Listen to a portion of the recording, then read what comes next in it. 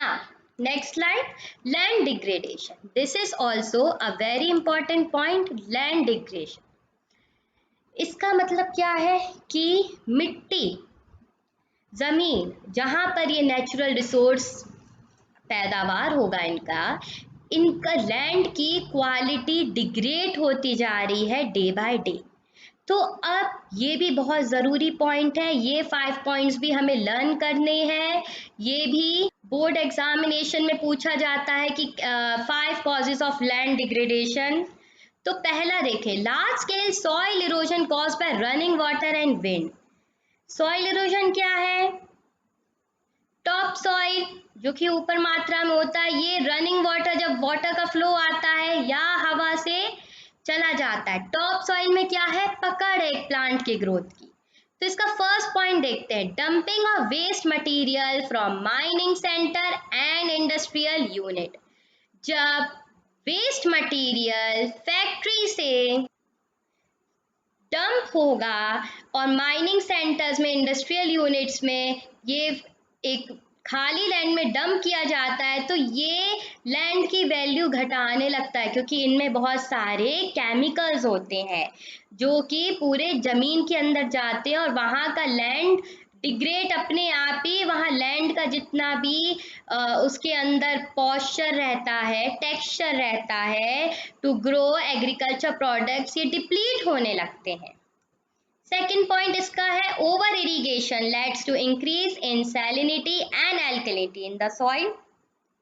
Over irrigation से सबसे ज्यादा लैंड डिग्रेडेड होता है। Third point, over grazing by animal, deforestation by man, जानवरों के खाना चरने से। और deforestation means cutting down trees in a large scale by human beings, this carried out land degradation. Fourth point, waste water from the industrial unit pollute the land. जितना भी ये गंदा पानी इंडस्ट्री सेक्टर से आता है, जमीन में ये पानी जाता है, ये पूरा पॉल्यूट कर देता है, क्योंकि इनमें बहुत सारे केमिकल्स होते हैं जो कि यहाँ इनकी टेक्सचर सॉइल का खत्म कर देते हैं। Next point, mineral processing like grinding of limestone for cement industry, calcite and soapstone for ceramic industry create a lot of dust. This dust is deposited in the neighboring land.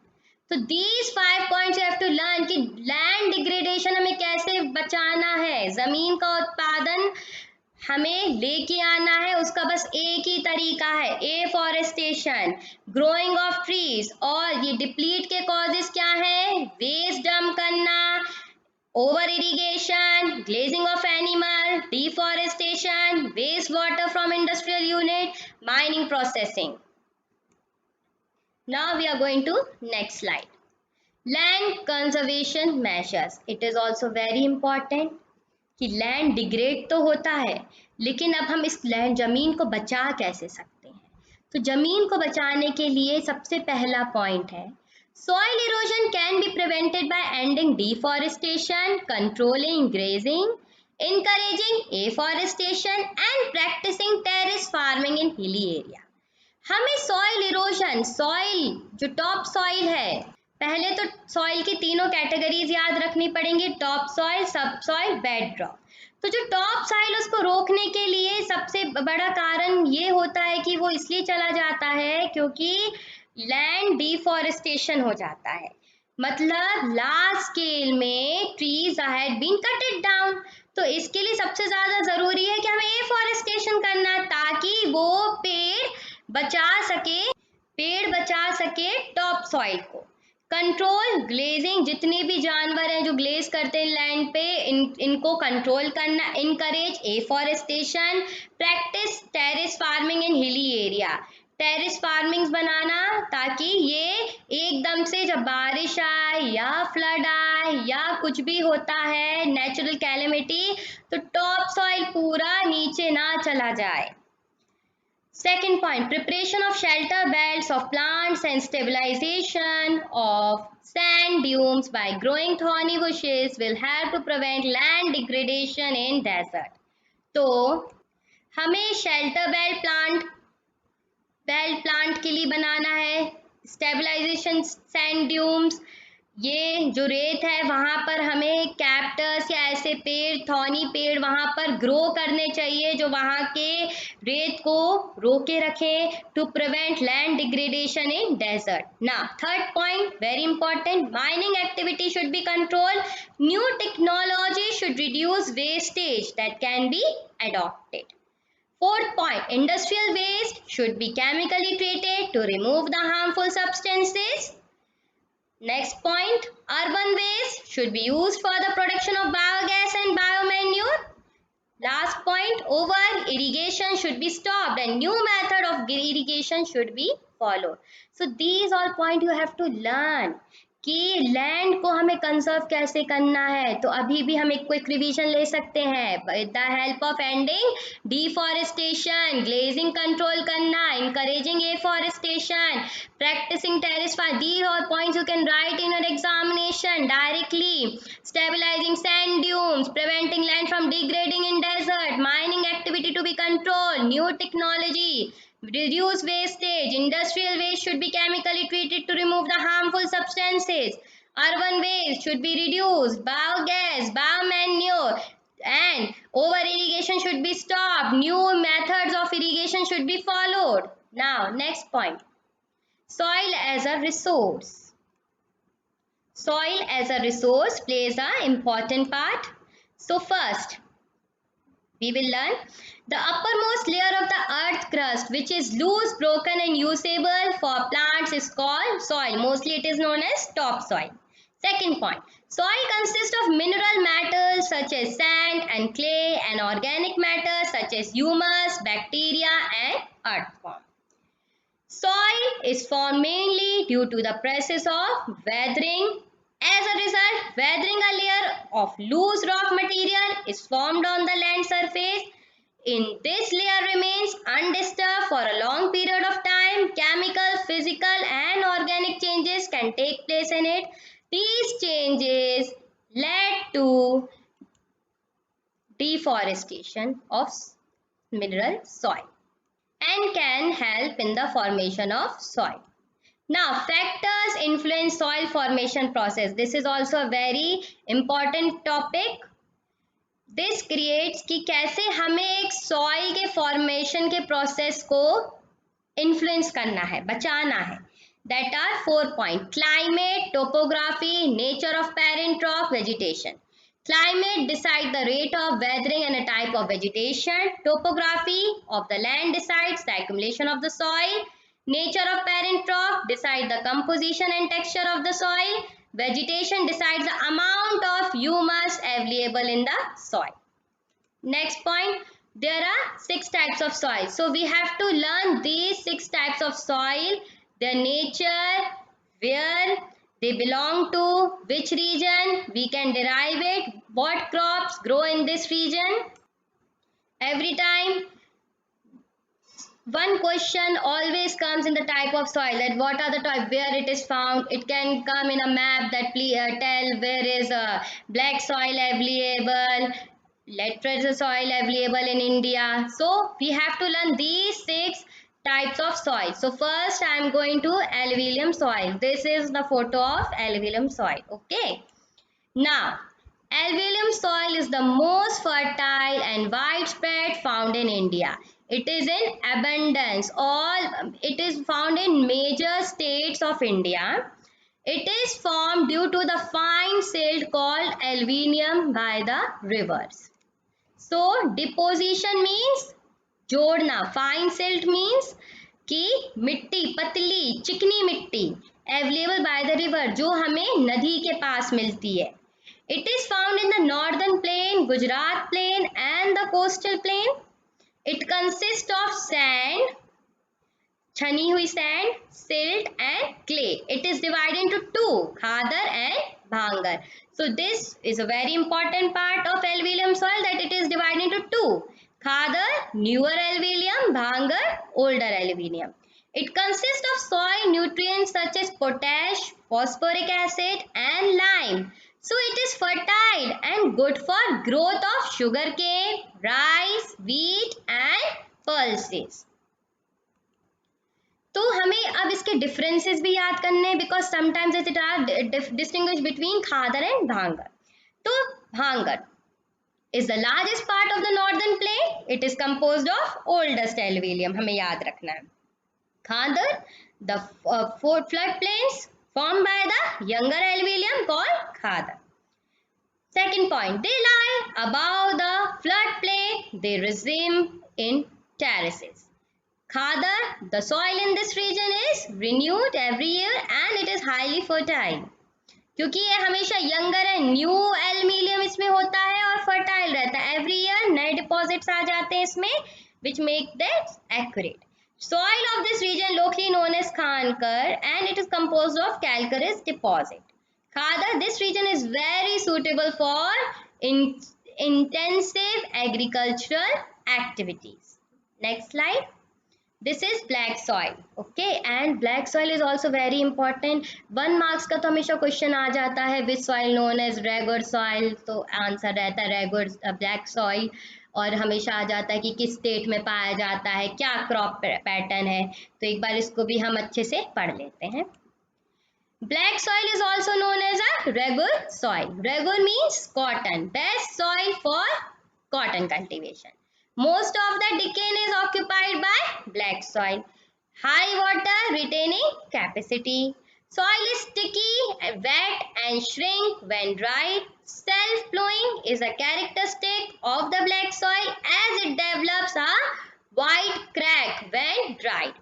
It is rich in iron, lime, calcium, potassium, aluminium and magnesium. It is deficient in nitrogen, phosphorus, organic matter. It has deep black to light black color. It is mainly found in Deccan Trap region of Maharashtra, Gujarat, Madhya Pradesh and Chhattisgarh. Now this is another picture of red soil, third soil. So now let's see what are the features of red soil. It is also very important. Red soil seen mainly in low rainfall area. It is prosperous, friable structure. It is absence of lime, chankar, impure calcium, carbonate. It is deficient in lime, phosphate, magnesium, nitrogen, humus and potash. It is red color due to हमेशा कभी 1 marks के लिए आ जाता है why red soil is known and why it is known as red color. तो red colour का ये line आप जरूर याद करिए. Red colour is due to diffusion of iron in crystalline and metamorphic rock. The lower layer is reddish yellow or yellow and इसका texture कैसा होता है, sandy to clay and loamy. कौन से क्रॉप्स होते हैं इसमें, wheat, cotton, pulses, tobacco, oil seeds, potato etcetera cultivated. It is found in Tamil Nadu, Karnataka, Andhra Pradesh. This is laterite soil. This is also very important. So 1 marks question can come. What does letter means? The name from the Latin word letter, which means brick, becomes so soft when wet and so hard when dried. brick की तरह हो जाता है ये वाला soil. Found in the area of high temperature, high rainfall. तो high temperature, high rainfall कहाँ होता है, राजस्थान में. तो हम ये पता लगा सकते कि लेटराइट soil कहाँ होगा, Rajasthan. Formed as the result of high leaching due to rainfall. Come rainfall होती है और मिट्टी पत्थर जैसी, ब्रिक जैसी बन जाती है. तो जब बारिश होती है तो ये क्या हो जाता है, दलदल जैसा बन जाता है. Organic matters of the soil will be removed fast by the bacteria as it is high temperature and humus will be taken quickly by the trees and other plants. Humus content is low. It is rich in iron and aluminium. Deficient in nitrogen, potassium, lime, humus. It is red color due to iron oxide. Rice, ragi, sugarcane, cashew nuts are cultivated mainly. It is good for the cultivation of tea, coffee, cashew nut. It is found in Kerala, Karnataka, Tamil Nadu, Madhya Pradesh, Odisha, Assam. Now this is an arid soil. Seen under arid, semi-arid erosion deposit mainly by the wind activity, high salt content, lack of moisture and humus, conquered or improve. Calcium carbonate content is high, which resist an infiltration of water. Sandy, red to brown, found in western Rajasthan. Now, next point, forest soil. Forest soil are formed in the forest area where sufficient rainfall is available, whether it is evergreen forest, deciduous forest, all types of forest is available, and this is the forest area. The soil vary in structure and texture depending on the mountain environment which they form. They are loamy and silt on valley slides and coarses grained in the upper slopes. In the snowbound area of the Himalayas, they experience degradation and are acidic and low humus content. The soil found in lower valley are fertile in nature. Now, this is soil erosion. This is also a very important point, and we have to understand this, that what is soil erosion, क्या है, क्यों है, इससे हम कैसे इसको prevent कर सकते हैं, कैसे बच सकते हैं और कैसे अपने लैंड को सॉइल इरोजन के थ्रू हार्म होने से हम इसको बचा सकते हैं। तो फर्स्ट पॉइंट हमें याद करना है हमेशा सॉइल इरोजन का, removal of top soil from one place to another due to natural agencies is called soil erosion. इस डेफिनेशन को आपको रटना ही है, और अगर आपको समझना है तो याद ऐसे कर लो कि रिमूवल ऑफ टॉप सॉइल, ऊपर का जो फर्स्ट लेयर ऑफ सॉइल वो जब रिमूव हो जाती, एक प्लेस से दूसरी प्लेस चली जाती, natural agency by water, wind etcetera, is called soil erosion. तो इसके points, it is caused by running water and wind, ये पता है, deforestation, cutting down of trees, overgrazing, ज्यादा चारा चरना, unscientific agriculture practices are responsible for large scale soil, कभी कभार खेत में आग लगा दी, जला दिया, टॉप सॉइल हार्म कर दिया, एक ही बार बार क्रॉप लगाते रहना कंटिन्यूटी में, जिसके कारण सॉइल का टेक्सचर चला जाता है, सूख जाती है मिट्टी, उसके अंदर का पूरा टेक्सचर जब चला जाएगा तो वो उड़ जाएगी हवा में जब आंधी तूफान आएगा, तो ये भी हमें रोकना है। इसके two type of soil erosion होते हैं, अगर एग्जाम में आएगा तो इसको हमेशा लिखिए, गली इरोजन और शीट इरोजन। ना, गली इरोजन क्या होता है, the rain water when moves down on an uneven landscape away from the soil and from deep channel is called gullies. This type of erosion is called gully erosion. A land which is broken into many small parts by the gullies is called bad land. A bad land is unfit for the cultivation and for other economic activities. So this is also very important, that what is gully erosion? क्या है, rain water जब नीचे जाता जाता है land में holes कर देता है, स्कूप्स, जो कि सॉइल के डीप चैनल अंदर तक क्रैक बना देते हैं, दिस इज नोन एज गली। ये है, देखो इस तरीके से क्रैक्स अंदर बना देते हैं और डिपॉजिट्स ऐसे नीचे हो जाते हैं और टॉप सॉइल जाके एक गली या हम कह सकते हैं एक गड्ढे में चला गया और ऊपर एक तरीके से बैरन लैंड रह गया, तो ये गली फॉर्मेशन है। Sheet erosion, second important thing, sheet erosion, sometimes water flows as a sheet over large area down a slope. Water takes away topsoil. This type of erosion is called sheet erosion. Sometimes what happens, जब erosion होता है soil का तो एक पूरी जैसे चादर, एक शीट होती है, वो पूरा ही इरोड कर देती है और पानी पूरा टॉप सॉइल ले जाता है, वहां का प्लांट्स भी है वो भी ले जाता है, तो इस तरीके के इरोजन को शीट इरोजन कहेंगे। तो अभी भी फिर से रिवाइज क्या करते हैं, the taken out of the top soil due to wind, air, due to overgrazing, deforestation is known as erosion. दो तरीके का है, गली इरोजन, शीट इरोजन।